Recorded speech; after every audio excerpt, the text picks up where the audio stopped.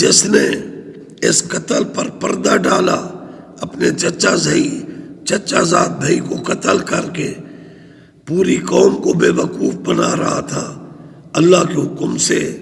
حضرت موسیٰ علیہ السلام کی برکت سے، ولی اللہ کی گائے کے ذبح ہونے سے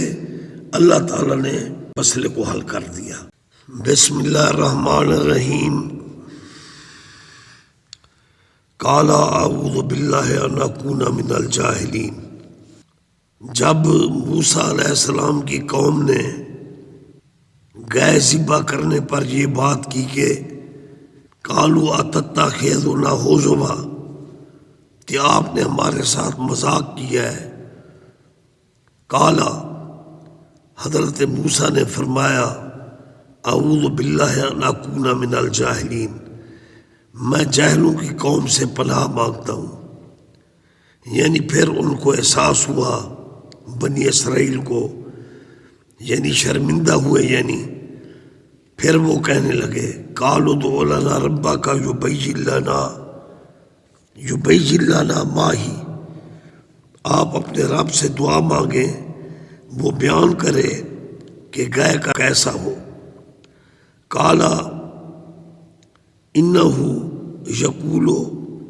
انہا باقرۃ اللہ فارد ولا بکر، فرمایا کہ اللہ تعالیٰ فرماتا ہے وہ گائے بوڑھی بھی نہ ہو،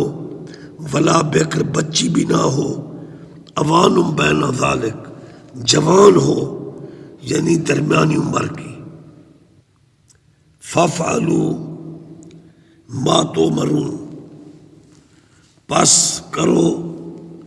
جس چیز کا تمہیں حکم دیا گیا۔ تفاسیر میں آیا ہے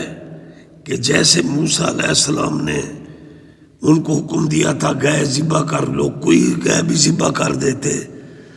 تو وہ امتحان سے بچ جاتے، لیکن جب انہوں نے بلا ضروری باس و تکرار شروع کی اپنے وقت کے پیغمبر کے ساتھ، تو پھر ان کے لیے مسائل زیادہ بڑھتے چلے گئے۔ قالوا ادع لنا ربک یبین لنا ما لونہا، پھر وہ کہنے لگے اپنے رب سے دعا مانگو کہ وہ بیان کرے ما لونہا، اس کا رنگ کیسا ہو۔ قال، فرمایا، انہ یقول انہا باقرۃ صفراء، کہ اللہ تعالیٰ فرماتا ہے کہ گائے کا رنگ صفراء پیلا ہو،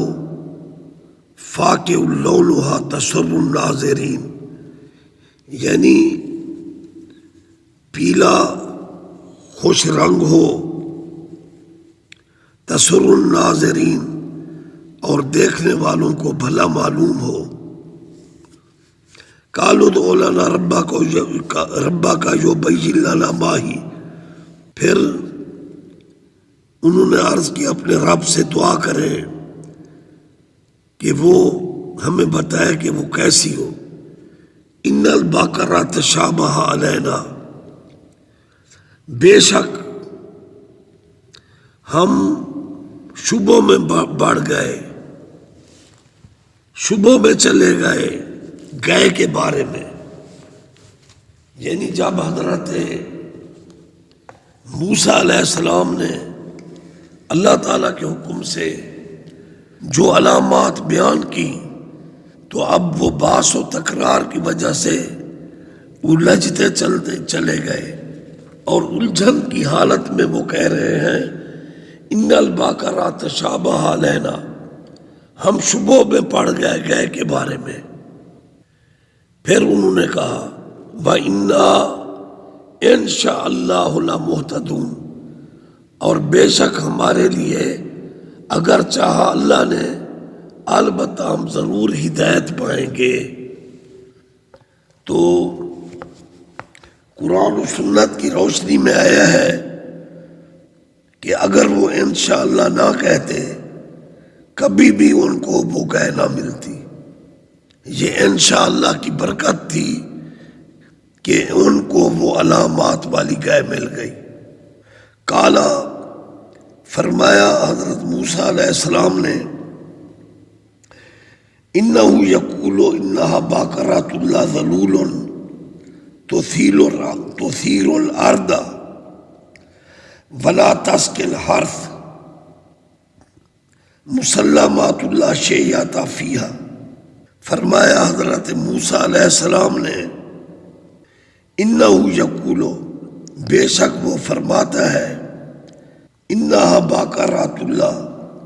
ذلول تثیر الارض، وہ گائے زمین کو پھاڑنے والی نہ ہو، ولا تسقي الحرث، اور کھیتوں کو پانی پلانے والی نہ ہو، مسلمات اللہ شیء فیہا، سالم ہو، اسے کوئی عیب نہ ہو۔ قالوا الآن، کہا انہوں نے اب، جئت بالحق، آپ ہمیں حق پر لے آئے، یعنی اب علامات بڑھ گئے، پھر وہ کہہ رہے ہیں اچھا اب ہمیں حق پر لے آئے۔ فذبحوها،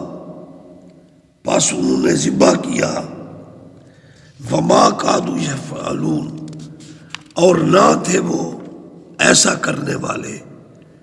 یعنی اتنا انہوں نے سوال کیے، علامات بڑھتی گئیں، ان کے لیے ناممکن ہو گیا کہ وہ گائے کو ذبح کرتے، لیکن انشاءاللہ کا پڑھنا، پھر اللہ کے نبی کا حکم دینا، پھر وہ بالآخر اپنی مراد کو پہنچے اور انہوں نے گائے کو ذبح کیا۔ وَإِذْ قُلْتُمْ، اور جب وَإِذْ قَتَلْتُمْ، اور جب قتل کیا تم نے، نفساً ایک جی کو، فَادَّارَأْتُمْ فِيهَا، پس تم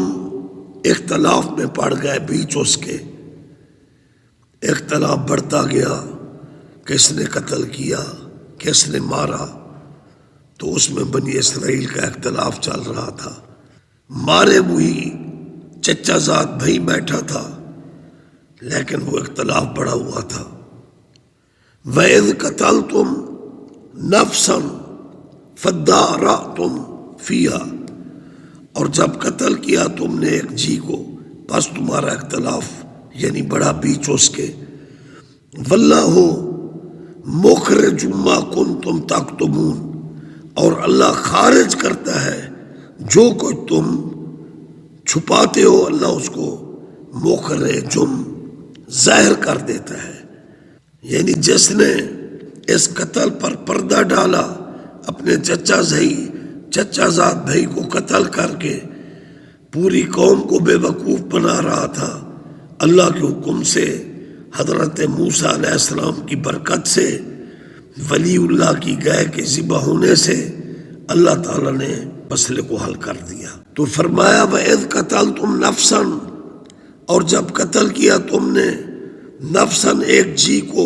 فَادَّارَأْتُمْ فِيهَا، پس تمہارا اختلاف بڑا بیچ اس کے، وَاللَّهُ مُخْرِجٌ مَا كُنتُمْ تَكْتُمُونَ، اور اللہ نکالتا ہے، ظاہر کرتا ہے جو کچھ تم چھپاتے ہو۔ فَقُلْنَا اضْرِبُوهُ بِبَعْضِهَا، پھر ہم نے حکم دیا مارو اسے ساتھ ایک ٹکڑے کے، یعنی گائے کو ذبح کر کے اس کا گوشت کے ٹکڑے سے، یعنی اس میت کو مارو۔ کذالک، اسی طرح، یحیی اللہ الموتیٰ، اسی طرح اللہ تعالیٰ مردوں کو زندہ کرتا ہے، وَیُرِیکُم، اور دکھاتا ہے تمہیں، آیات ہی، اپنے نشانیاں، لعلکم تعقلون، تاکہ تم عقل پکڑو، تاکہ تم سمجھو۔ تو اب اس درس سے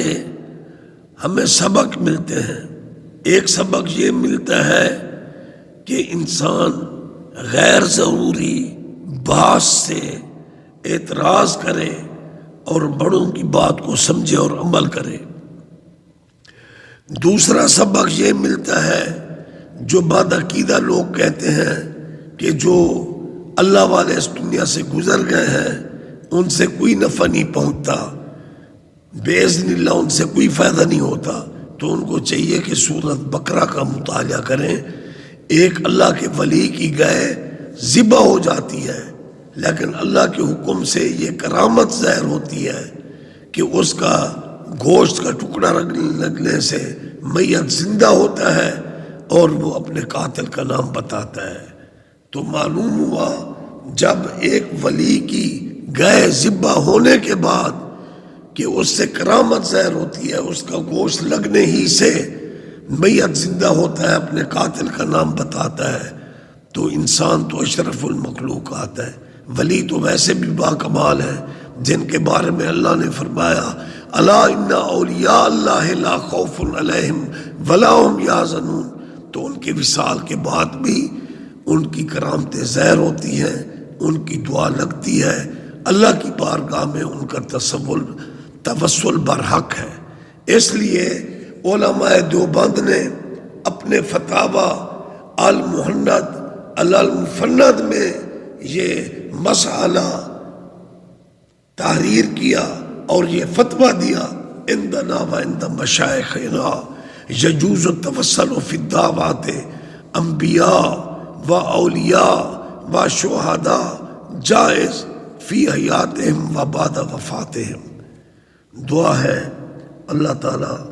ہمیں قرآن پاک پڑھنے، سمجھنے